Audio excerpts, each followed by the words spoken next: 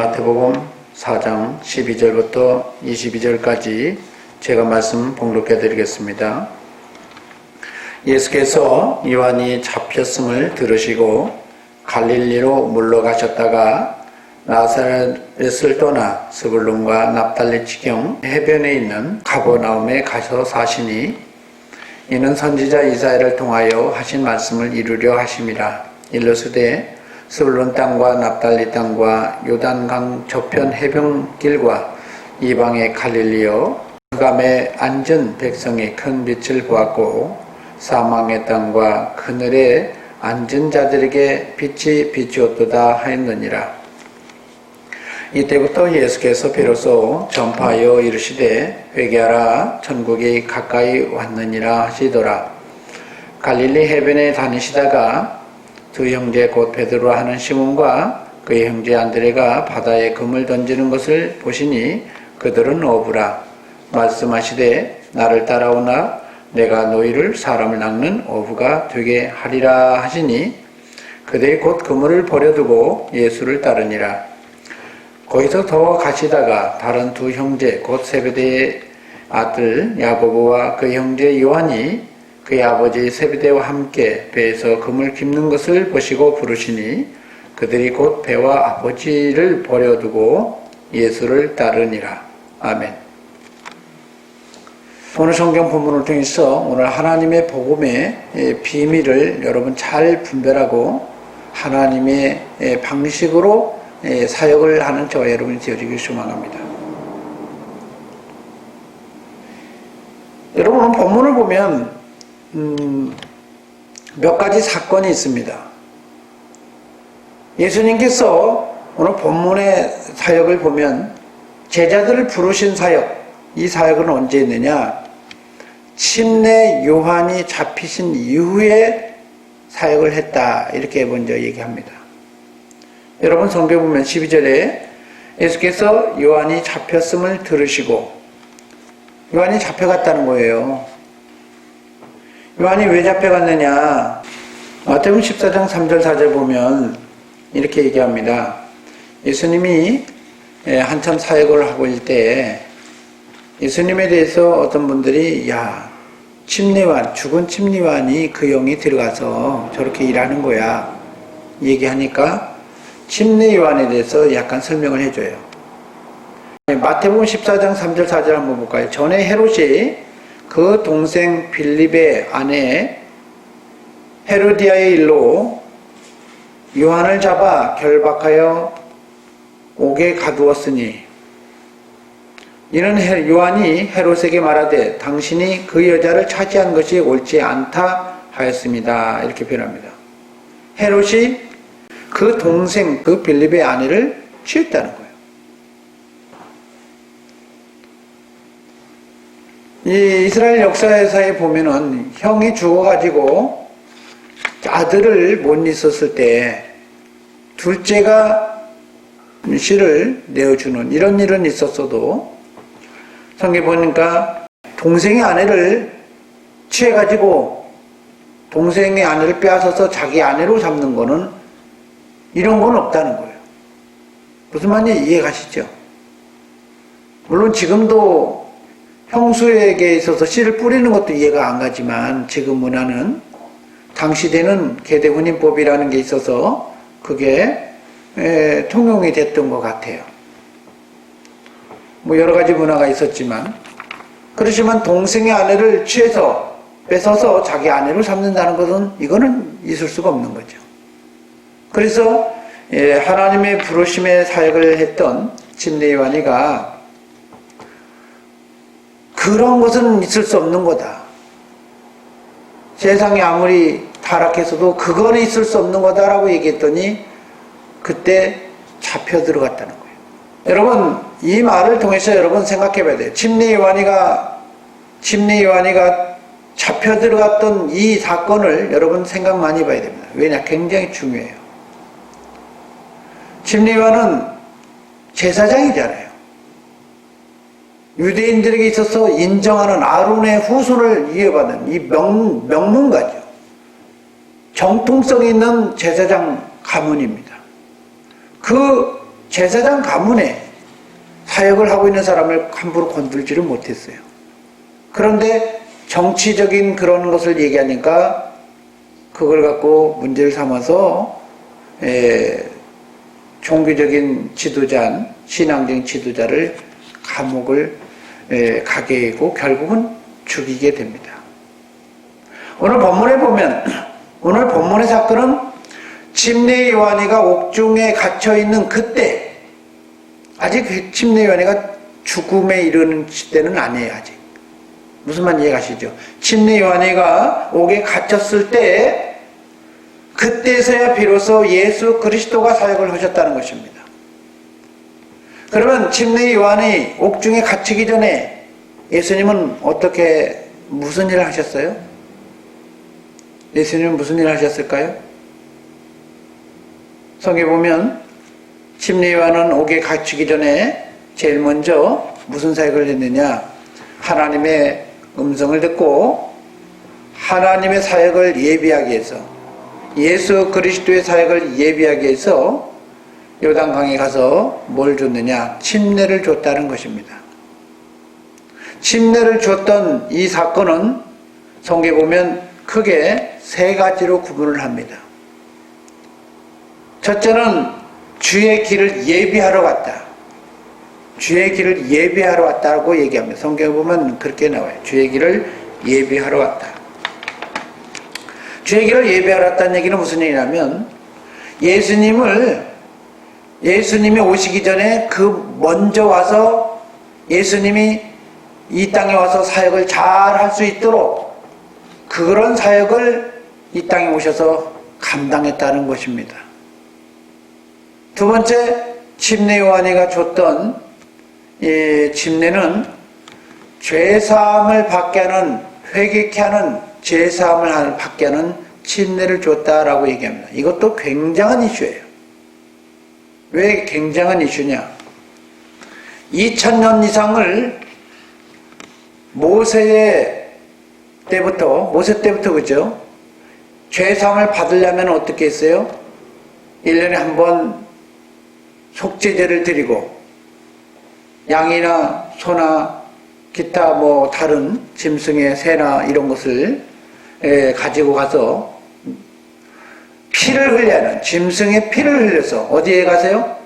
성전이 있는, 먼저는 성막이었고 나중에는 성전이 있는 그곳에 가서 짐승의 피를 흘려야만, 피 흘림이 있어야만 죄사함을 받았는데, 침례 요한은 피 흘림에 대해서 얘기를 하지 아니하고 요단강에서 침례를 받음으로 인해서 회개케 하기는 그런 것도 되어지지만 죄사함을 받게 하는 침례가 되어졌다, 이루어졌다라고 얘기하는 것입니다.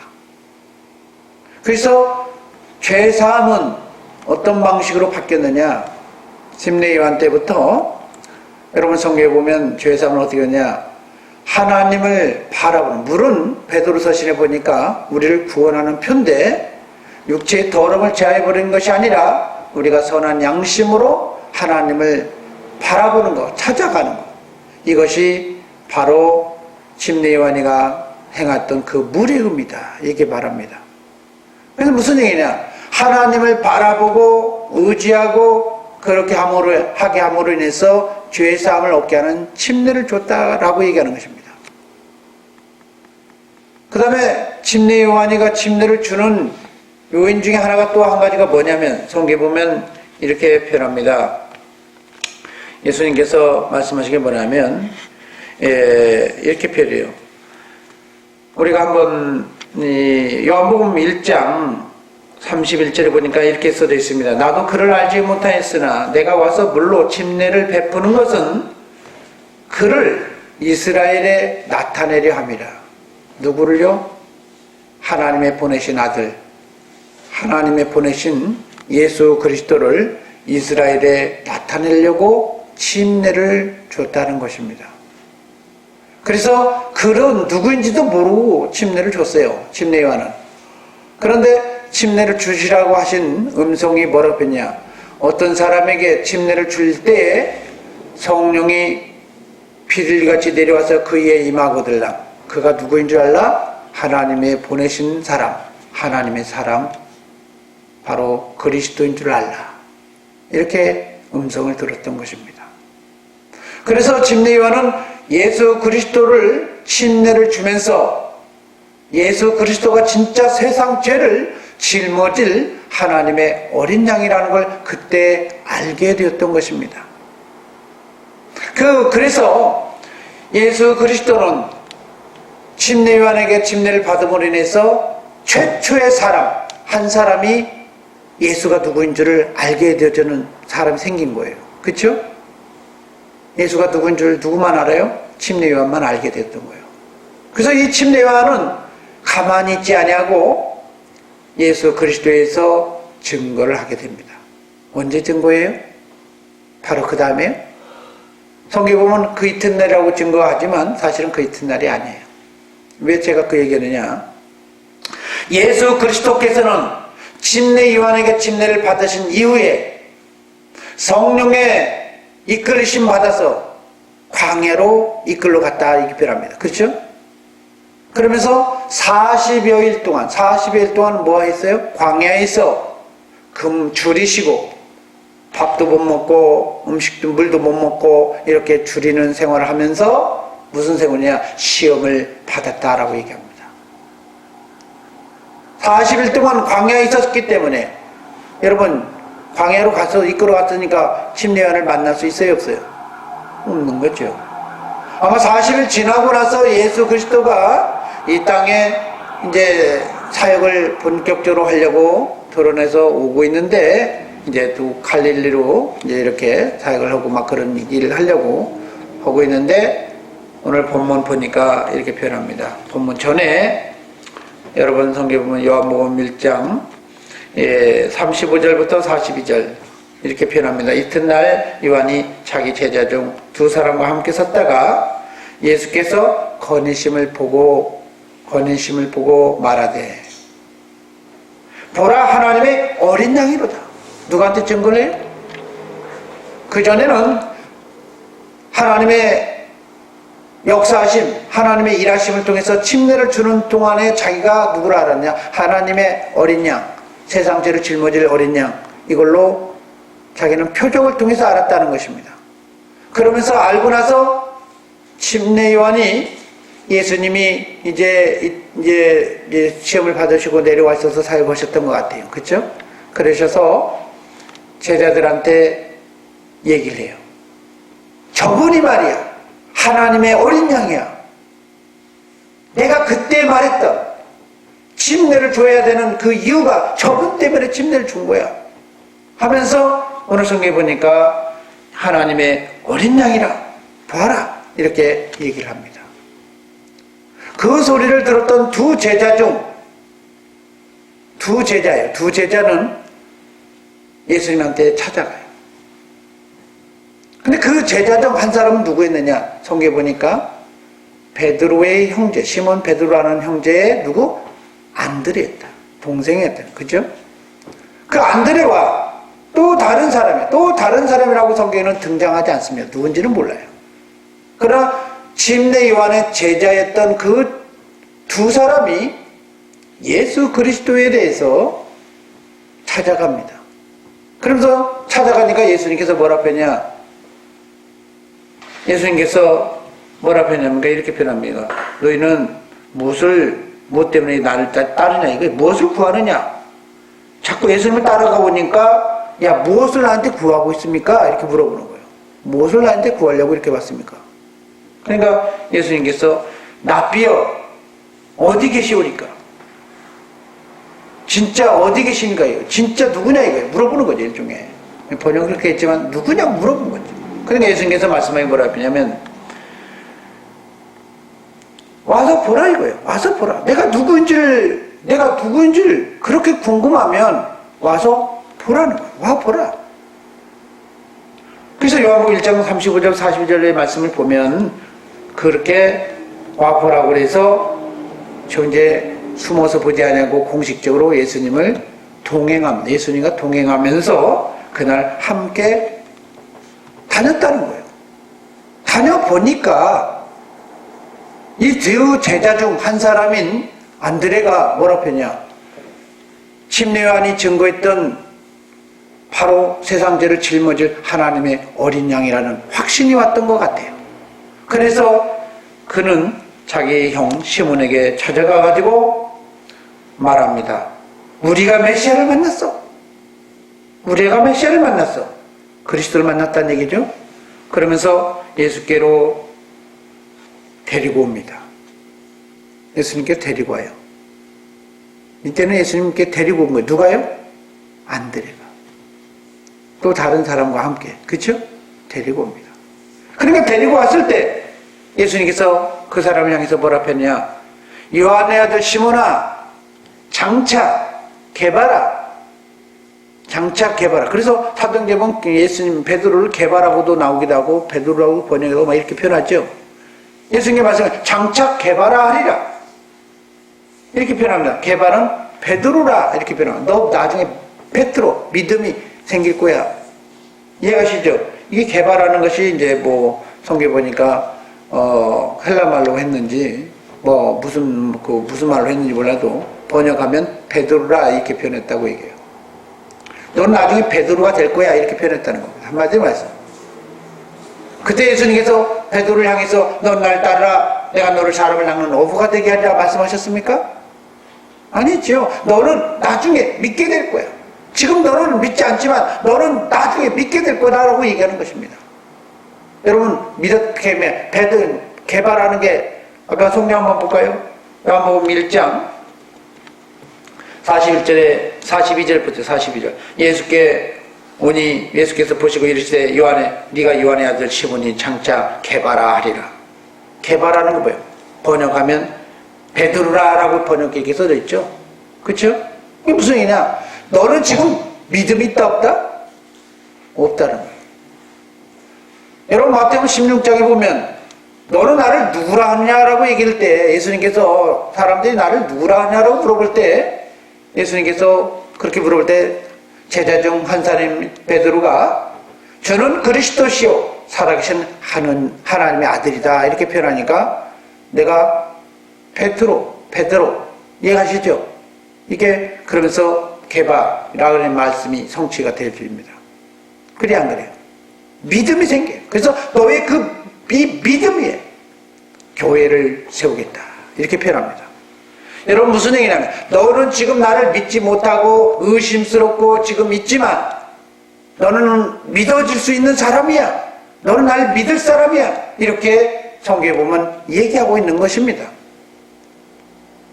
그러다가 아마 내가 보기에는 현재 그러다가 베드로는 예수님이 그냥 만났다 그런가 특별한 것을 모르고 그냥 다시 돌아간 것 같아요.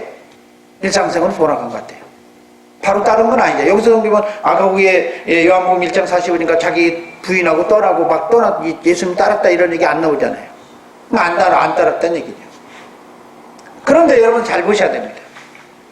베드로가 언제 자기를 모든 걸 내려놓고 떠나요? 오늘 본문이죠. 오늘 본문이에요? 아니에요? 맞아요. 오늘 본문이에요.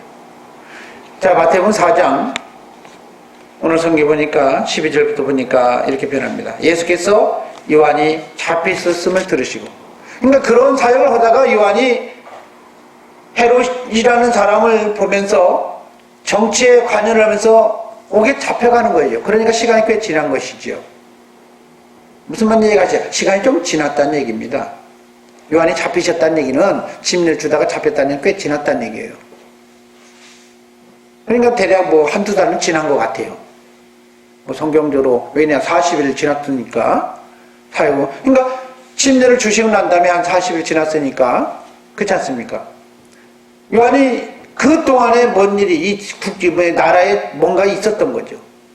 그런데 요한을 잡히게 하려고 왜 하나님께서 섭리하셨을까요? 예수 그리스도가 사역을 해야 되니까요.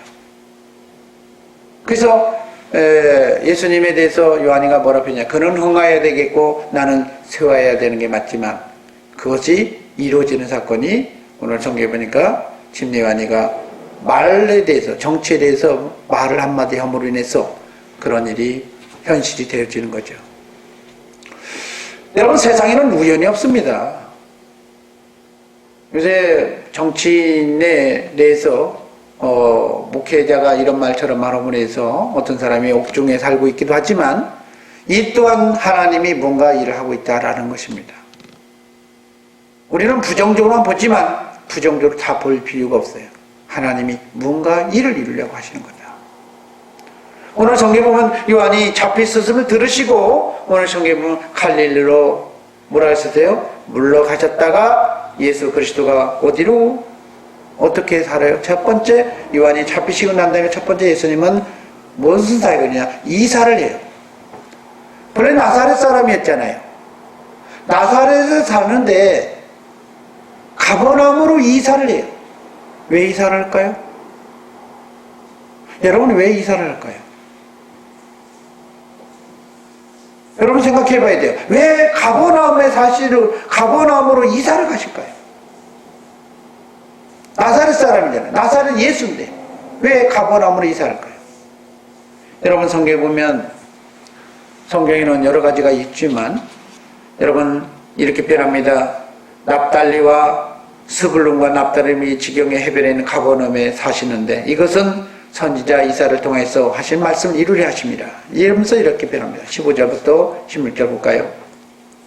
스불론 땅과 납달리 땅과 요단강 저편 해변길과 이방의 갈릴리요 흑암에 앉은 백성이 큰 빛을 보았고 사망의 땅과 그늘에 앉은 자들이 빛이 비치었도다 하였느니라 이렇게 표현합니다.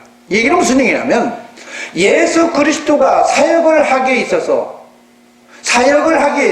하나님의 영광을 드러내게 하기 위해서 나사렛 사람이지만 나사렛 예수라 불림을 받지만 가버나움으로 이사를 했다는 것입니다.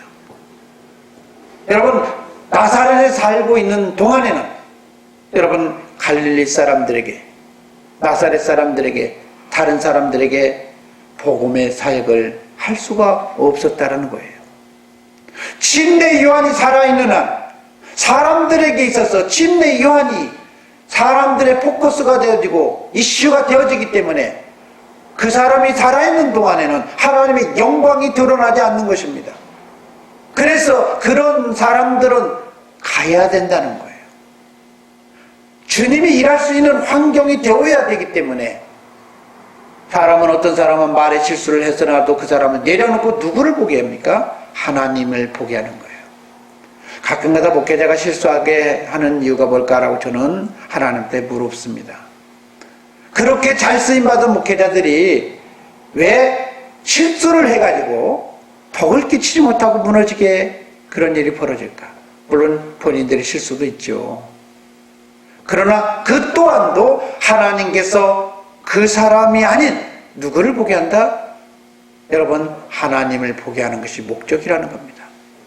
성경에 보면 모세가 실수를 하겠죠. 구수회를 취했다고 그러잖아요. 그렇죠? 왜 그런 예를 벌어요? 여러 가지 이유가 있습니다. 그렇지만 하나님께서 말씀한 게 뭐냐? 모세가 아니라 누구다? 하나님의 아들 예수 그리스도요. 하나님 아버지를 보는 것이 목적이라는 겁니다. 우리 인생에 있어 삶의 목적은 예수 그리스도를 통해서 하나님 아버지를 보는 거예요. 하나님을 아버지라 부르는 것이 목적이라는 겁니다. 여러분은 성경에 보면 그래서 침례 요한이가 죽게 되어졌을 때 비로소 사역을 하기 시작했는데 주거지까지 옮겨가면서 예수님은 사역을 하시더라. 이렇게 얘기합니다. 그러면서 두 번째 침례 요한이가 옥에 갇혀있을 때 두 번째 예수님이 이렇게 표현합니다. 17절에 비로소 전파하여 이르시되 회개하라 천국이 가까웠느니라.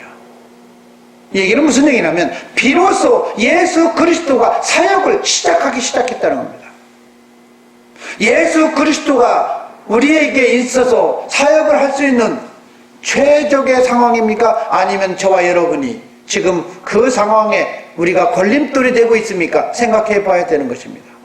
나로 인해서 예수 그리스도가 사역할 수가 없고 주님의 영광이 드러날 수 없다라면 오늘 하나님께서는 오늘 침례 요한을 오늘 성경에 보니까 어떻게 해요? 그가 쇠하도록 하나님이 하시는 것처럼 우리에게도 그럴 수도 있다는 사실인 것입니다. 우리가 그런 사역을 당하지 않으려면 우리는 항상 교만하지 아니하고 겸손하면서 주의 영광을 드러낼 수 있는 하나님의 아들 예수 그리스도를 덕을 선전할 수 있는 저와 여러분이 되어지기를 소망하는 것입니다. 그러면서 예수 그리스도가 갈릴리 해변에 다니시다가 이제 성경에 보니까 오늘 베드로나 안드레나 야고보나 요한을 부르시는 장면이 있습니다. 여러분, 예수 그리스도가 가셔서 넌 날 따르라고 해서 따라갑니까? 예수 그리스도가 부르셨다고 오늘 제자들이 자기 일 따를 수는 있어요. 그러나 자기 모든 걸 내려놓고 버려두고 따를 수 있겠습니까? 이게 따를 수 있다고 생각하는 사람, 이런 사람들은 참 대단한 믿음일 거예요. 그러나 실제로 따라갈 수가 없어요. 그에 대해서 확신이 생겨야죠. 여러분, 히브리서에 보면 이렇게 표현합니다. 단단한 음식을 먹는다는 거, 이거는 단단한 음식을 먹는다는 얘기는 믿음의 사람이다는, 믿음의 생활을 할 수 있다는 것은 누가 할 수 있느냐? 연단을 받고 지각을 사용해야 그가 확실하게 예수 그리스도가 하나님의 아들이고 말씀을 들으면 내 인생이 바뀐다는 이런 확신이 들어야 살 수 있다는 것이지, 그냥 젖 먹는 초보자들이 그렇게 사는 것이 아니라는 거예요. 여러분, 성경에 보면 오늘 본문의 사건과 관계돼서 우리가 한 번 더 봐야 될 게 있습니다. 누가복음 5장 1절부터 11절, 여러 본문을 비교해서 잘 살펴봐야 됩니다. 그렇지 않으면 우리는 신비주의에 빠진 이런 사역을 하게 돼요. 그냥 넌 날 따르라, 이것만 해요. 그러면 아무도 안 따라와요. 아무도 전도할 수가 없는 것입니다. 우리가 하나님의 귀한 사명 잘 감당하고 전도하려면 하나님도 이렇게 하셨어요. 왜냐? 성경이 이렇게 표현합니다. 요한복음 1장에 보니까 사람들이 하나님 알 수 없기 때문에 하나님께로부터 보내심을 받은 사람인데 그가 요한이고, 요한이 사람들을 통해서 증거하기 시작하잖아요. 그죠? 그러고 나서 얘기합니다. 근데 나중에 옥중에 갇혔을 때 요한이가 뭐라고 합니까? 예수님이 혁명을 일으키고 먼 하나님 이스라엘 사람들 구원할 줄 알았는데 맨날 병자를 치료하고 죄인들과 놀고 이렇게 밥 먹고 있으니까 하도 기가 막히고 이해가 안 가서 자기가 증거는 했지만 이해가 안 가니까 아직도 자기를 따르는 추종하는 제자들이 있어요. 그죠? 그 제자들한테 예수님한테 보내서 물어봅니다. 오실 그이가 당신 맞아요? 오실 그이가 당신이 맞아요? 이 얘기는 무슨냐? 확신이 없는 거예요. 예수께서 안전병이 일어나고 소경이가 다시 보고, 그잖아요? 귀신이 떠나는 사역을 행하면서 이걸 그대로 침례한테 증언을 하게 하고 그가 알아서 믿게 하라. 내가 더 기다 아니다 이런 말 안 합니다. 이렇게 표현해요. 여러분, 성경에 누가복음 5장 1절부터 11절을 보면, 여러분, 예수님을 따른 사람들이 많이 왔어요. 그렇지 않아요? 따른 사람이 많이 왔습니다. 그래서 호숫가에 서서 배 두 척이 있는 것을 보고 배에 이렇게 거기서 사역을 이제 예수님께서 사역을 합니다. 사람들이 많이 모이더니까 거기서 한 배는 오늘 성경에 보니까 시몬의 배인데, 오늘 성경에 보면 시몬의 배인데 배에서 그물을 싣고 있다. 그물 정리하고 있다는 얘기입니다. 이제 더 이상 안 되어져서. 그렇지 않아요? 그리고 다른 사람은, 세베대의 아들들은 그물을 수선하고 있다, 깁고 있다 라고 얘기하는 것입니다. 그러면서 이제 이런 그 그물을 내려놓고 이제 싣고 있는데 이제 정리하려고 하는데 예수님께서 그 배에 올라가셔가지고 사람들을 향해서 가르치기 시작합니다. 그래야 안 그래요? 그러니까 가르치기 시작하니까 그 말씀을 자기 배에 타고 있으니까 기동량으로 듣는 거죠. 사실 예수님은 누구한테 말을 했어요? 무리들에게 얘기를 하는 거예요. 배에 올라가지고 잠시 물가를 조금 이렇게 떠나게 해서 조금 더 거리를 두고 사람들한테 얘기를 하는 겁니다. 근데 그 중에 베드로는 예수님이 행하시는 말씀을 들어요. 말씀을 듣다가 보니까 뭔가 달라 보이더라는 거예요. 말씀을 듣다 보니까 뭐가 생겨요? 뭔가 좀 달라 보인다는 거예요. 그래서 예수님이 하시는 말씀이 있었는데 끝나고 나서 예수님이 얘기합니다. 저기 깊은 데로 와서 한번 그물 좀 던져보지. 이렇게 얘기하는 거잖아요. 그죠? 그러더니 여러분 베드로가 시몬이가 이렇게 말합니다. 선생님, 우리들이 밤이 새도록 수고했을 때 잡은 것이 없지만은 말씀에 의지하여 내가 그물을 내리리이다. 그러니까 말씀을 들어봐야, 말씀을 통해서 들려줘야 예수 그리스도의 자녀로 같을 수 있다는 겁니다. 그러니까 믿지 않는 사람이든 믿은 사람이든 성경을 읽게 해야 되는 거예요. 성경을 보게 함으로 해서 예수 그리스도가 진짜 믿어져지는 그런 믿음이 생겨야 뭔가 일을 하죠. 말씀을 보기 전에는, 말씀을 듣기 전에는 안드레를 통해서 예수님이 하나님의 아들 메시아라고 증거를 받았습니다. 그럴 때 베드로는 뭐라고 했어요? 안 믿어요. 안 믿어. 장차 개발하라. 너 나중에 믿을 거야. 이 얘기잖아. 아직 너 날 못 믿잖아. 그참 너 날 믿게 될 거야. 그 얘기하는 거 아닙니까? 근데 믿었어요? 안 믿었어요? 안 믿었잖아요. 안드레가 증거했음에도 불구하고 믿지는 못했어요. 그렇게 자기들이 믿었던 침례 요한이 증거하는 사람이라고 말해도 예수 그리스도를 하나님의 아들로 믿었습니까? 믿지 못했죠.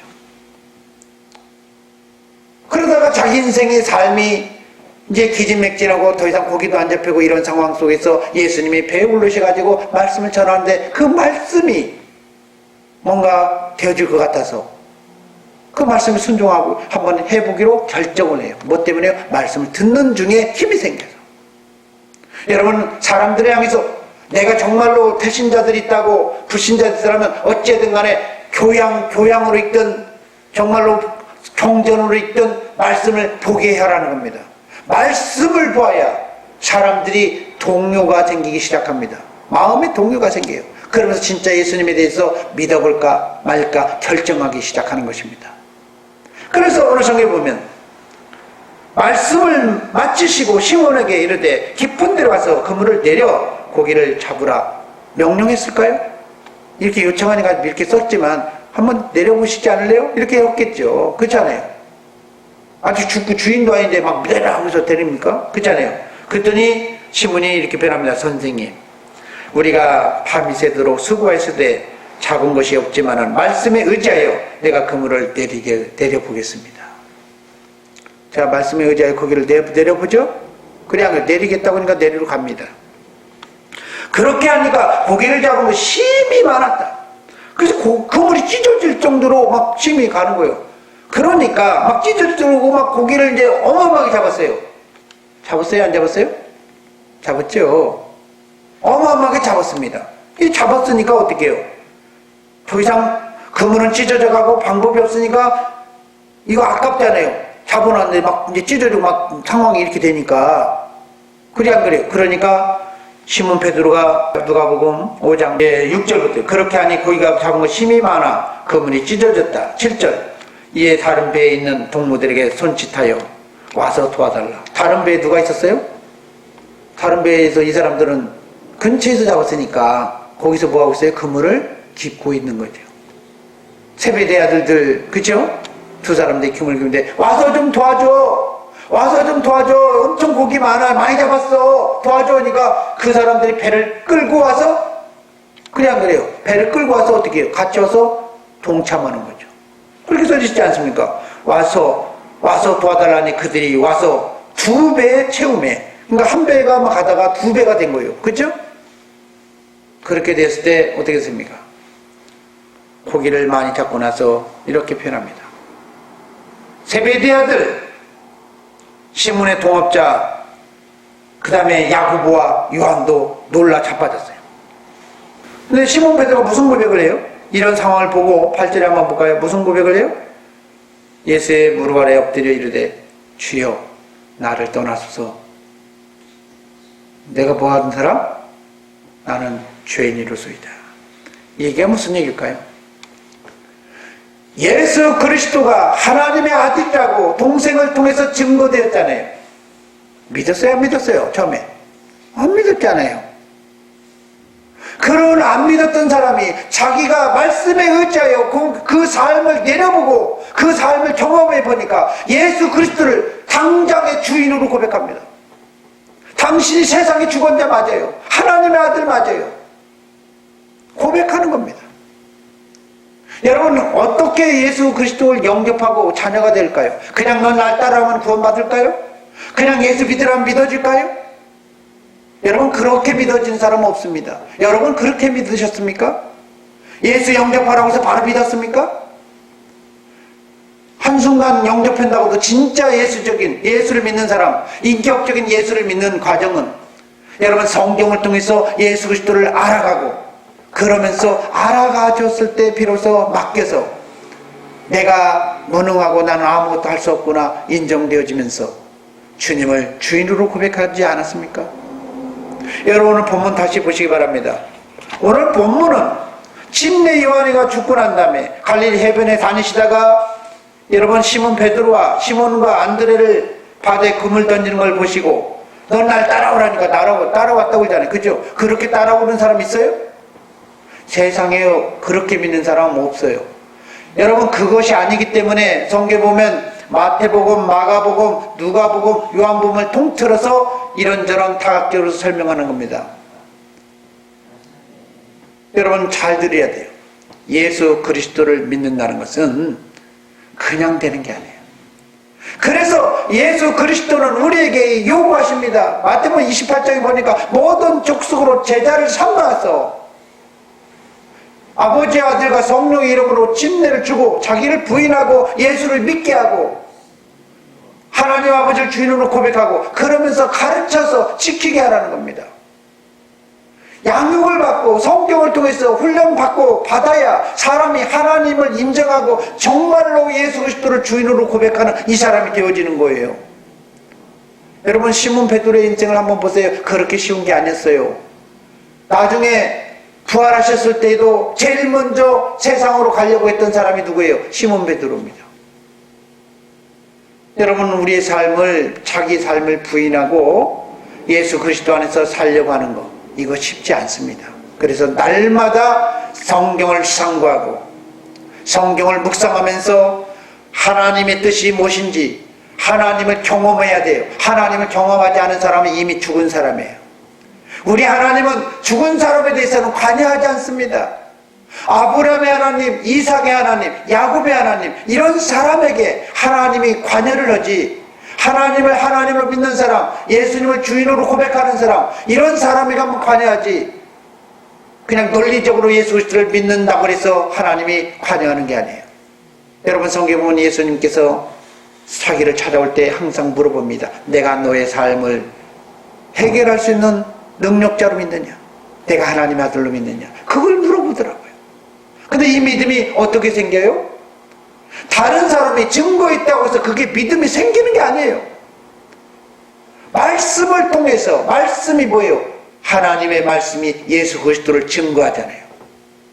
예, 말씀을 통해서 우리의 삶이 되새겨져 가지고 그것을 통해서 순종함으로써 그것을 경험되어질 때 비로소 우리가 주인으로 고백할 수 있고 주님과 인격적인 만남이 되어지는 것입니다. 오늘 여러분, 너는 날 따라오느라 내가 사람을 낳는 어부가 되게 하라니까 그냥 떠날 수 있다, 이렇게 생각하는 사람, 여러분, 오늘 이 시간 그 생각부터 버려야 돼요. 오늘 저와 여러분의 사랑하는 사람, 우리가 기필코 전도해야 될 사람, 이 사람 어찌든 간에 말씀을 듣게 하고 말씀에 의지해서 듣게 하고, 그렇잖아요? 여러분, 말씀을 듣게 한다는 것은 지금 우리의 방법은 어떻게, 설교를 듣게 하는 것이잖아요. 그렇죠? 설교의 말씀을 들어서 사람들을 공유하고, 그래서 참 좋은 세상이에요. 지금은 유튜브를 통해서 말씀을 공유할 수가 있어요. 돈도 안 들어가더라고요. 옛날에는 그 말씀을 듣게 하기 위해서 테이프를 막 해가지고 구매해가지고 막 복사해가지고 막 그렇게 나눠주고 CD를 굽고 막 해서 나눠주고 돈도 참 많이 들었어요.